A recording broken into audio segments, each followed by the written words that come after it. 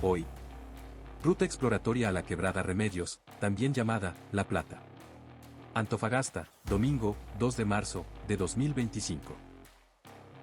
Salimos a las 10 de la mañana de Antofagasta, escalando en el mirador, que no sé el nombre, pero que da al camino a Caleta el Cobre.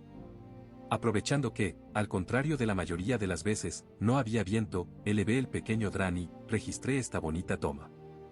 Este mirador, usualmente, es utilizado como locación de observación astronómica. Debido a su poca contaminación lumínica y a sus cielos despejados.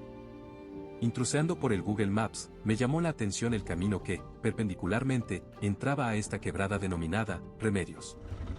A 100 kilómetros al sur de Antofagasta y a 20 kilómetros al sur de Caleta el Cobre. En un sentido de oriente a poniente, se encuentra la quebrada llamada Remedios. Un camino antiguo, que tiene mucha historia. Contexto. En Antofagasta se iniciaba la explotación del salitre en el Salar del Carmen y Aguas Blancas. Se hacía un enorme esfuerzo pero, las distancias, la falta de carreteras y la ausencia de ferrocarriles y sistemas portuarios, hacía más difícil la tarea. La región era un enorme pozo de riquezas, pero, sin complejos portuarios a la altura del volumen de exportaciones. Para tal falencia, se creó en 1872, la Comisión Exploradora del Litoral del Norte, para estudiar la geología del desierto y, dentro de sus tareas, encontrar un puerto idóneo, para la salida del salitre de Aguas Blancas y Taltal. Los territorios que candidatos fueron, Caleta el Cobre, el puerto de Taltal y, la recién bautizada, Caleta Blanco Encalada, actual península Cangrejos, frente a la quebrada Remedios. Los ingenieros trazaron el futuro camino y, línea férrea y, planificaron el plan del poblado. En noviembre de 1876 el ministro Lastarria recibió el informe, de manera que, por decreto en 1878, se ordenó habilitar la Caleta Remedios con el nombre de Blanco Encalada. Volviendo a la ruta. Al ampliar la perspectiva, desde el aire, se nota el camino habilitado para las vías férreas. Prolongado al filo del cerro, se perfiló el terreno para dar forma a un camino. Al pasar los años, se ha borrado el paso. Se estima que, durante los últimos 50 años, los aluviones y terremotos han hecho mella de estas antiguas construcciones. Es más, presume esta data, considerando que, al costado de la entrada de la quebrada, hay un pucará, solo observable mediante vista aérea, que habrá servido como refugio a viajeros o a quienes tenían la tarea de mantener este paso. Nosotros, no lo vimos, estaba arriba del zanjón de la quebrada, solo nos dimos cuenta cuando vimos las imágenes. En la ruta.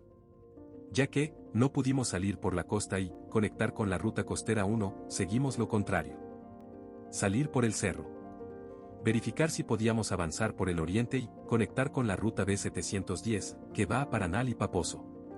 La verdad, no tenía idea si era posible, así que tiramos rueda para arriba, para ver qué se daba. En el camino, varias faenas pequeñas, de hecho, en la misma huella contamos 2 bulldozer botados o, varados por petróleo. Llegamos hasta donde terminaba la huella. Más arriba, el camino se hacía más agreste.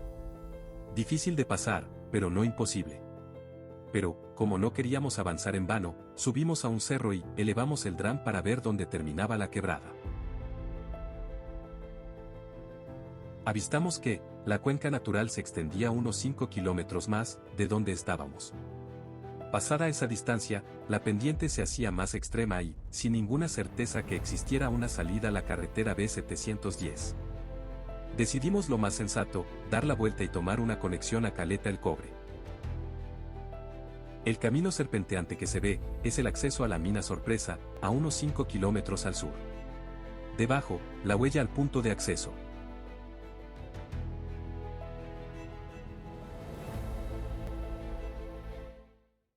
La salida se determinó en base a una quebrada perpendicular a Remedios, a unos 6 kilómetros de la primera parada. Era el plan C, la idea era salir de la quebrada por una vía distinta a la que entramos y, la mejor opción, en términos de llanuras y pendiente, era la de esta quebradita. Tampoco sé cómo se llama esta ramificación de la quebrada Remedios, pero, en vista de los surcos formados por el paso de agua que, alguna vez pasó por ahí, le llamaremos, quebrada mojada. Se notaba que, en tiempos pasados, hubo un camino que pasaba por ahí. Pero el tiempo le pasó factura y, solo queda una pequeña llanura, en medio de los cerros, interrumpido por pasos de agua secos, del cual hicimos camino. De complicación media, la dificultad era lo blando y, empinado del terreno, nos tentaba el abortar la subida, pero seguimos nomás. Avanzados 10 kilómetros, la quebrada mojada se abría a una llanura más amplia. En sus bordes, emergía vegetación propia de la costa. Cactus y pequeños arbustos.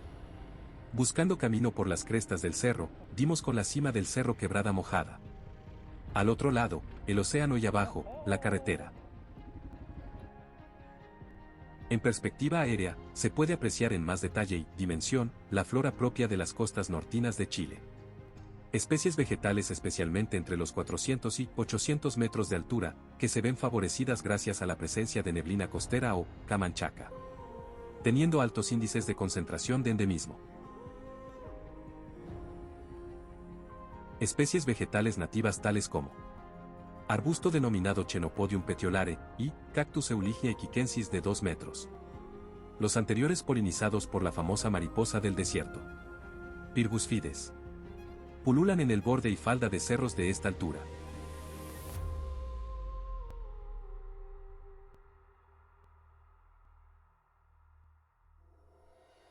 En síntesis, la flora costera del norte de Chile comprende 93 especies de plantas, pertenecientes a 22 familias botánicas.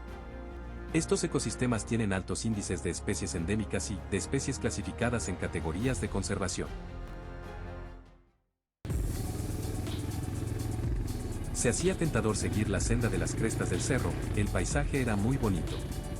Pero no sería sustentable ambientalmente. Las huellas de las motos alteran la frágil biodiversidad de ese oasis desértico. Por tanto, bajamos a la llanura de la Quebrada Mojada, esperando encontrar la salida. Pasados 3 kilómetros de ahí, encontramos la salida, bajamos unos tantos más y llegamos a Caleta el Cobre. Caleta el Cobre, actualmente es un asentamiento humano, cuya principal actividad económica es la pesca artesanal y la recolección de huiro. Ese detalle no lo sabíamos antes de ir buscando alguna posada para almorzar. Luego de comer unas barras de cereal, nos devolvimos a Antofagasta a las 16 horas.